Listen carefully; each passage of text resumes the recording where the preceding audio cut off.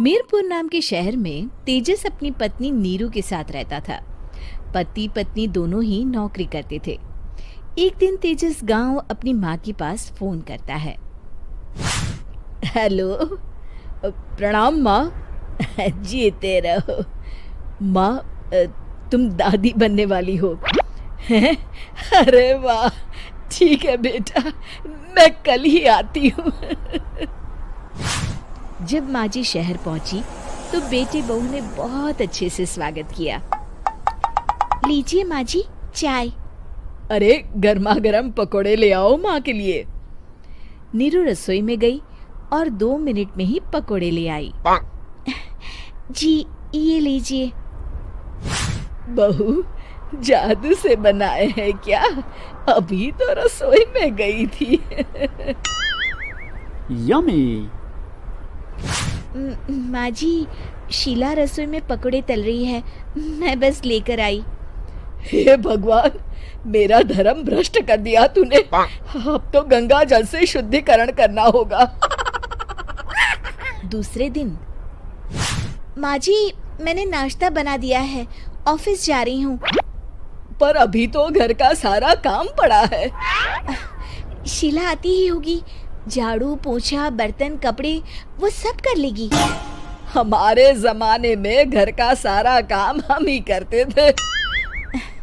जी माँ जी, आप बहुत होशियार हैं, मैं घर ऑफिस दोनों नहीं संभाल पाती। तो जरूरत क्या है घर से बाहर जाकर चाकरी करने की? वैसे भी घर का काम खुद करने से घर में बरकत आती है, समझी? पर माँ जी। पर वर कुछ नहीं, इस महीने की पगार मिले फिर ऑफिस बंद। हाँ। रात को नीरू तेजस से कहती है, सुनिए जी, माँ जी बोल रही थी कि मैं नौकरी छोड़ दूं। वैसे ठीक ही तो है, अभी तुम्हें आराम की जरूरत है। फिर भी आराम कहाँ, शीला को छुड़ाने के लिए बोल रही थी। तो अब 24 घंटे में इतना काम तो कर ही सकती हो। पर जॉब पसंद है मुझे, घर पर मन नहीं लगेगा। अगले दिन जब दोनों ऑफिस के लिए निकल रहे थे, मेरी तो कोई कीमत ही नहीं है इस घर में। माँ जी, आजकल महंगाई बहुत है, रहन सहन भी बदल गया है, दोनों नौकरी करते हैं तभी ठीक रहता है। अच्छा, तू कहना क्या चाहती है? मेरा बेटा तुझे बिठा के खिला नहीं सकता? तू ही इस घर का खर्च चला रही है, हैं? नहीं माँ जी, मेरा वो मतलब नहीं था। मतलब खूब समझती हूँ, ये बाल धूप में सफेद नहीं किए मैंने। हाँ। अब तो ये रोज का काम हो गया था। तेजस भी रोज की झिकझिक से परेशान हो गया था।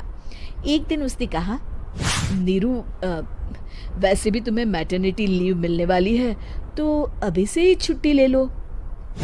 पर क्या, मेरी सैलरी अच्छी खासी है। आखिर नीरू ने रिजाइन कर दिया।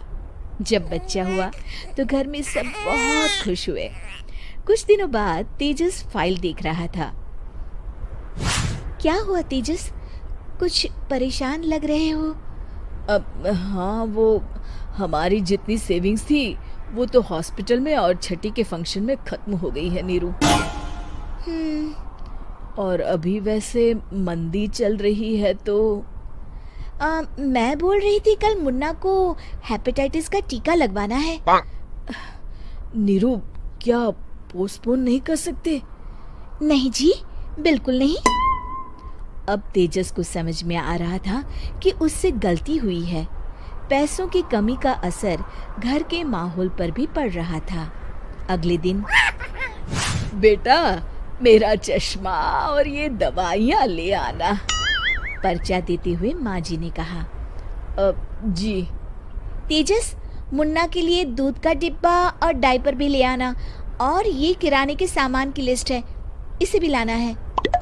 तेजस गुस्से में लिस्ट मरोड़कर फेंकता है और चिल्लाता है, पैसे क्या पेड़ पर उगते हैं? ये ले आना, वो ले आना। अरे पर ये जरूरत का सामान ही है। वो गुस्से में बिना कुछ कहे ऑफिस चला गया। अरे लंच तो ले जाइए। नीरू दौड़कर डिब्बा पकड़ाती है। एक दिन खाना खाने के बाद, नीरू, अब तो मुन्ना कुछ बड़ा हो गया, तो अब तुम वापस ज्वाइन कर लो ना जॉब।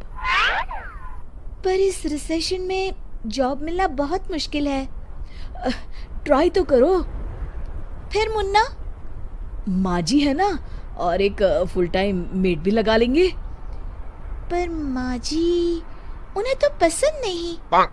तभी माँ जी वहाँ आ जाती है और प्यार से नीरू के सर पर हाथ फेरते हुए बोलती है, अब मेरी समझ में आ गया बहू, पहले के और अब के समय में अंतर है। तुम काम शुरू करो, मुन्ना की जिम्मेदारी मेरी। मेरी प्यारी माँ जी। ये कहकर नीरू उनके गले लग गई। शिक्षा, परिवर्तन संसार का नियम है, हमें भी समय के साथ चलना चाहिए।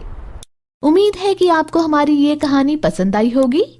कृपया हमारे चैनल को सब्सक्राइब करें और सभी अपडेट्स के लिए बेल आइकन जरूर क्लिक करें। और हाँ, वीडियो लाइक और शेयर करना मत भूलिएगा। Bye bye.